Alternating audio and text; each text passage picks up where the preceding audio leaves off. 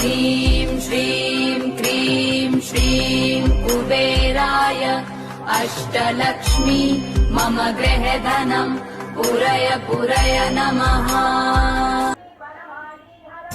ॐ ह्रीं श्रीं क्रीं श्रीं कुबेराय अष्टलक्ष्मी मम गृहधनं पुरय पुरय नमः।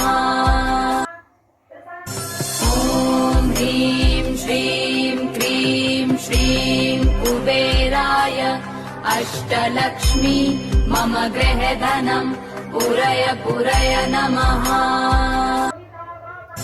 ॐ ह्रीं श्रीं क्रीं श्रीं कुबेराय अष्टलक्ष्मी मम गृहधनं पुरय पुरय नमः।